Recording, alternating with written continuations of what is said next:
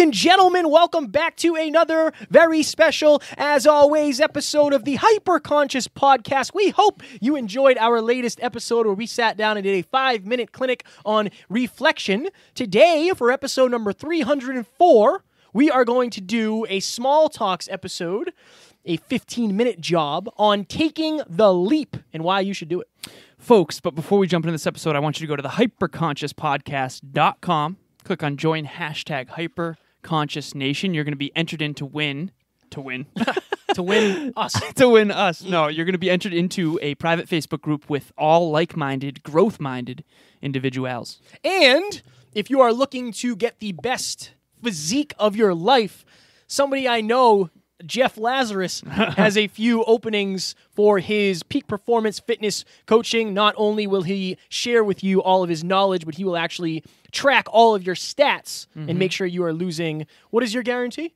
So in 12 weeks, I guarantee you to either gain or lose 10 pounds, depending on whether you want to build muscle or burn fat. My goodness. Yes. All Pay right. week to week, no contract. Hit me up on the gram. On the gram, Lazarus88. And Thanks for that, man. Yeah, you're very welcome. And if you're looking to turn this year into the year that you actually start your podcast and you get that train a-rolling, I do production and editing and all of that stuff. I can make sure that we take your idea and we can make it a reality. Facts. So today, we are going to talk about taking the leap. Taking the leap. So we've got a whiteboard here, and we've got a few questions on the whiteboard. Yes. Number one, what does it mean to take the leap? What does it mean to take the leap? So I think it can mean any number of things.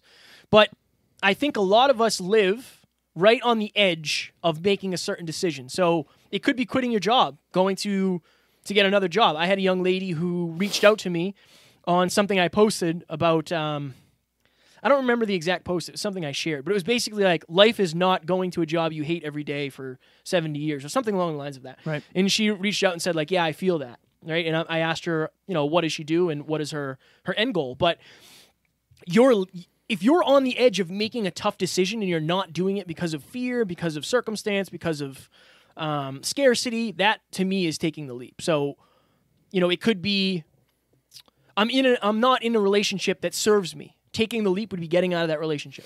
Right. Right? I'm not in a job that I enjoy. I'm miserable at my job. I should really get another job. Taking the leap might be looking for new jobs. It doesn't necessarily have to be like when we say taking the leap, it sounds like you're jumping off a cliff. And not necessarily. What you're doing is taking a jump to something new, something scary, something that you're unsure of. Something uncertain, yeah. Next question, why is it so hard to do? So we talk about the confidence conundrum, and picture a circle. It's like a circle. So at the top, you've got uncertainty, and then in the middle right, you've got action. In the bottom middle, you have lack of results. Yes, lack of results. Right. Proof. And then proof in the upper or middle left. So again, that's uncertainty, lack of action, lack of results, proof that you are not good enough. Mm-hmm. If you insert certainty, or confidence rather, yes, in between uncertainty and lack of action, you create action, which creates actual results, which then proves to you that you can take action. And so why is it so hard to take a leap of faith? It's uncertainty. At the end of the day, it's uncertainty. It is, and I think what you do becomes normal, whether or not it's good. And we've all been in relationships that we knew weren't great, and they weren't going to last. We've all been at jobs where we were like, oh, this place isn't good for me. Like, I'm not going to be here forever. Right. And I think the problem is taking the leap is being proactive. Yeah. Right? Versus reactive. Again, like, I've told this story many times, but I don't know how many, what was it, like 2 years ago? I was in a relationship, situationship, whatever you want to call it, and I knew that it wasn't serving me. I didn't have to be the best version of Kevin. I could kind of just show up, and I didn't want that. Right? This person and I were not going to be together long term. I knew that. And once I knew that, right, there was this like, okay, I have to get out of this, and I'm going to hurt this person. I'm going to hurt this person, and that sucks. I don't want to have to do that. But I had to take that leap. And that leap meant being single, being lonely, like during some of the harder times when you and I were like grinding. When we were in Florida, yeah. When we were in Florida, I was so lonely because I didn't have, it was Christmas time. I was in a different state, and That was hard, but I had to take that leap. And if I didn't take that leap, would I be with Taryn now? No. Right? No. No. So No. Yeah. it's like that in business. It's like that in your relationships. It's like that with your finances. It's like that with your body. Like maybe you taking the leap is saying, you know what? I need a personal trainer. Like I'm going to go to the gym. I'm going to go to Planet Fitness and I'm going to hire that personal trainer. Maybe you won't get the results right away. You probably won't. But you'll never get the results if you don't take that leap. It's about getting out of the comfort zone.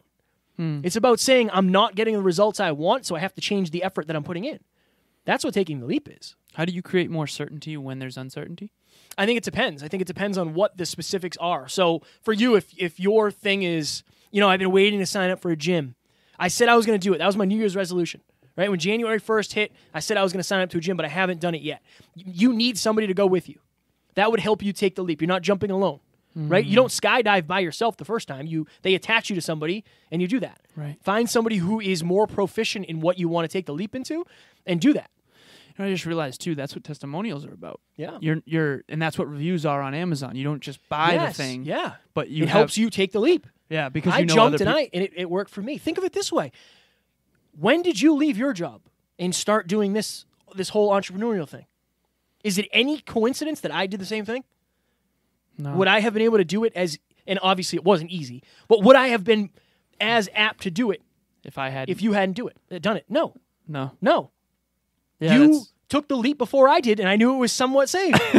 Yeah, true. I let Jeff it. Yeah. But if you're out there, and this is the other thing too, you have to understand that there is what you want on the other side. So if you're waiting to get in a relationship, you've been hurt tons of times before, and everybody's the same. Every dude is this, every girl is this, you can't trust them, blah, blah, blah. You have to understand and actually believe that there is somebody out there who's going to make it worth it. Right. Why would you jump if you think you're going to hit the ground? Right. You need a couple beliefs. One of the beliefs, so for example, if you're going to leave a less than ideal relationship, you have to believe that the person you really want is out there. You have to believe that you can actually attract them. You have to believe that you can sustain that once you do attract them. So there's a lot of beliefs under this. One of the beliefs that I would challenge everyone out there to adopt is that everything is figure-outable. Yes. You and I mastermind constantly. We are constantly challenged by how to impact more people, how to make more money, how to make this business profitable, how to do the podcast better, how to do social media, how to have long-term, great, extraordinary relationships while doing fitness. We're always figuring things out. Yeah. This past 3 years has basically been 3 years of figuring things out. And everything is figure-outable. And I think that going into it with that belief and having faith that you can figure it out, even if it gets hard, is going to help you take that leap. I was going to ask you, what has a recent or No, I know what I want to ask. I just want to make sure I frame it right. In the recent past, what has been something that was very hard for you to take the leap on, but you did it and it paid off? So one of the things we wrote on the whiteboard is a perfect example. So I was single for a while, over a year actually, and I was uncertain about. So I'm in a relationship. No, I can't talk. You just spit it out, man. Can't even talk. Basically, I've told this story before, but I unsent. Brutal. So in DMs on Instagram, you can actually hit unsend. Yes. I did that Yes, you can. 3 separate occasions when I DM'd Emilia, because on Facebook, my extensive research, it said in a relationship. And it didn't have a guy's name. I didn't see any guy's photos. It didn't make any sense to me. I really wanted to meet her. I wanted to date her. I wanted to go on a date with her, ask her on a date. And eventually I finally said, true or false, are you in a relationship? And then we hit it off, and we obviously went axe throwing, which Taryn and Kevin did this past weekend. Yes, we did. At, what is it, Apex? Yeah, Apex Center, yeah. Shout out to Apex Center. My goodness. But that was a leap of faith. I sent that DM 4 separate times, and finally I kept it. And it was a Friday night. I'll never forget. I was in the gym at Impact, and she was actually with one of my clients, Bianca. And Bianca had talked me up. Thank you, B.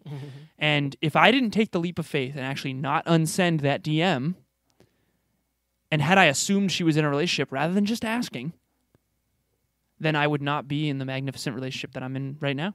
I wonder if I'll ever get the credit for hooking you guys up. I wonder if I ever will. Probably not.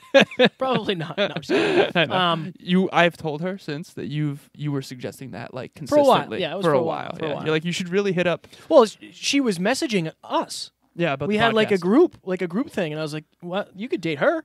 Yeah. She seems like she's pretty amazing. Right. Like, I don't know, man. I don't know if I'm ready to date. All right. Whatever, man. Be single forever. Yeah. But okay, Unsend. but that is a like Al. This is what happened. Alan took the leap, but he only did it with one foot, and then he pulled the foot back. He put his toe in the water, and it was too much. And that's what a lot of people are doing. That's you looking for a job and then not applying. I know. You're dipping your toe in the water, saying, "Oh, that would be great. I can't get that job though." You'll never get it if you don't apply. So for me, I remember I was in a crusty hotel room in New Jersey, and I'm not talking about my suicidal experience, but Andrew Copeland texted me or called me and said, "Hey, man, I'm going to England in September. You should come." And I was like, not a chance, man. Not a single chance that I do that. Like, how long's the flight? 7 hours? No, not going to do that. But he challenged me, and it was like, okay, first of all, it's free. Everywhere we go is free. We don't have to pay for anything in terms of staying there. And money wasn't really an issue anyway, but I mean, it helps, right? It helps. The flights are half off. It's only like $700 to fly there or something. And I was like, you know what? I have to take the leap. Like, I'm sick of being afraid of planes. I'm sick of being afraid of this. And imagine how cool it'll be to go to England. Like, I've never been to another country on another continent. Like, my goodness. So what came of that was like so much growth for me. So that was the first time I remember flying. I went to Florida when I was young, but that was seeing a different culture. That was being on a different part of the world. And I had to fly home myself because Andrew jeffed me and screwed the tickets up by accident. But that was a huge growth thing for me too. Right. I had to take the train to the airport, find my terminal, go through international customs all by myself. And I brought my podcast stuff with me and I podcasted. So would I be where I am today if I didn't do that? If I didn't take that leap? No chance. Probably not. There's no chance. And you're always going to have the opportunity to take leaps. So I just invested in subcontracting out our teaser clips so I don't have to do it anymore. It's a lot of work because I'm working with a gentleman and telling him, like, this is what I want. It's a lot of work. It's a lot of patience. It hasn't paid off right away. But most of the time it won't. Yeah. It'll take time. You're going to feel the discomfort of the change quicker than you'll feel the payoff. Of course. Yeah. But it's like that in anything. Exactly. When you ice, like if you pull a muscle, when you ice it, it's cold as hell at first. You get used to it. And then it feels better eventually. If Kevin had never gone to England, I remember finding out, because I worked with Copeland back then a little bit, and I remember finding out that you took your podcast equipment, and I remember thinking to myself, like, oh my God, he flew with he took all his podcast equipment to England? Like, who does that? That means he's all in. And I remember that was a really distinct moment of, like, you went up in my probability of you being successful in podcasting. I could tell you were serious about it. You don't take your podcast stuff to England if you're dabbling. Right. And would we be working together if I didn't have that in my mind? Probably not. And then, it's like... Or would we have worked together from the time we did? Like, maybe eventually we would have linked up, but not like we did. Exactly. And that's the crazy thing. Like, had I kept unsending those DMs, maybe eventually Emilia and I would have met, but it certainly wouldn't have been when we did. No. You never know what you're leaving on the table. And at the end of the day, it's fear. Yeah. So, like, I was afraid that she was in a relationship. I was afraid to be vulnerable. I was afraid to get into another relationship. I was afraid of having to face some of the things about myself that I hadn't faced. I was afraid to not be loved, whatever it is. For you were afraid of planes. Oh, yeah. I was afraid of all of that. So if you're not taking a leap, it really is fear. I would acknowledge that fear, whatever it's making you feel uncertain, write that fear down, and then decide in advance, like, okay, I'm gonna do this. What's one baby step that you can do to overcome that fear? Had you not gone to the mall with Amy? Yeah. Like, dude, it's crazy that you were afraid of something that simple back then. I know. Isn't that insane? That would be nothing for you now. Honestly. Well, I think the name of this episode literally could be woulda, coulda, shoulda. Right. Because that's what taking the leap is. I should have done this, but I didn't. I think that taking the leap is the stuff that you might regret eventually. Like, we should have automated or delegated a lot of our stuff a long time ago. We just didn't. I know. Right? I Out of should fear. have done this a long time ago. I should have done that a long time ago. I think that when you take the leap on certain things, like, you're so grateful you're in the relationship you're in. The only reason you're in it is because you took the leap. I know. Right? And say something happens, right? Say I get a giant client who wants to pay me $10,000 a month to do their podcast stuff. And it's in the time that I bought myself by delegating some of the stuff. That never would have happened. Never would have happened. So there's certain things that you never will know that you're missing out on if you don't take the leap. You have to be in the pool to learn to swim in a lot of things. And I think that that all starts with you taking the leap. So go ahead, quickly. Dude, it goes way beyond that leap too, though, because, okay, yeah, I had to take the leap to send the DM, but I also had to take the leap to leave my last relationship. Yeah. And then before that, I had to take a leap to try. Taking a leap's fear chasing. Yeah, it's fear. It is. And you get better. It is to a degree, but usually it's not that simple of like face your fear. It's this thing, this giant thing that seems like it's bigger than it is. Yeah. And when it's really not. The new intro, if you guys are listening to these episodes, you're hearing the new intro. Alan and I said we were going to do that 3 months ago, and we're like, dude, it's going to take a whole day. It took us 4 minutes. However long the intro and the outro are, that's how long it took us. Right. And it took me a couple of minutes to put music behind it. Like that, we had to take the leap, and we put it on the board and said, hey, we're going to do this. Right? So if you're listening to this, if you're watching this, this is my challenge to you. If you've been looking, if you've been waiting for a sign that it's time to take that leap, maybe it's getting in a new relationship, maybe it's getting out of your relationship, maybe it's going to the gym, maybe it's starting your business, maybe it's getting a business partner, delegating, automating, eliminating, whatever it is. This is the sign that you've been looking for. Because Alan and I have been consistently doing this for the last few years. And taking the leap is going to make a giant difference for you. Like, the only reason you guys listen to us is because I took the leap to start a podcast. I took the leap to partner up with Alan. We took the leap to make this an LLC and split everything down the middle. And took a leap to go to Florida. yeah, everything you're seeing is a result of us taking leaps. Wow. And the lessons you're seeing, sometimes we land hard and it's not what we thought. Oh, yeah. But that's okay. Yeah. Because you're going to have more information than you did or than you would if you didn't do it to begin with. And you get better at leaping. Sure. You can leap longer and farther. It's like long jump. You And eventually you know get better where and to better leap. at it. Yeah. Like, should I actually take this leap? Maybe not. Maybe Right. this isn't the right leap. Interesting. But you'll never know if you haven't taken a few. Fact. You dig it? What are we Yeah. doing in the next episode? Oh, I'll pull it up. I also had one more thing I want to Quickly. say. Kevin and I are still taking leaps. Right before this episode, we talked about the leaps we need to take. Yes.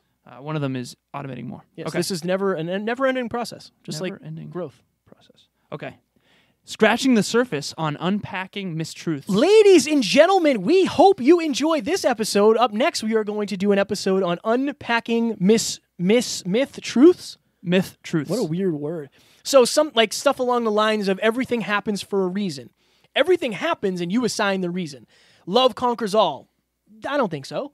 I don't think it does. I think Skills do. love paired with communication and the will to want an amazing relationship Right. might conquer all. Right. Or a lot. So we're going to talk about some myth truths, whatever the hell it is, that a lot of people live by, but if they started to understand what they actually meant, they'd be able to leverage them better. I'm very excited for this episode. A lot of people say blanket statements that appear true, but when you unpack the layers underneath them and you get a deeper understanding, you can actually be more effective. So, We hope you will enjoy. We hope you enjoyed this, and we will talk to you on Friday. talk to you soon. Bye.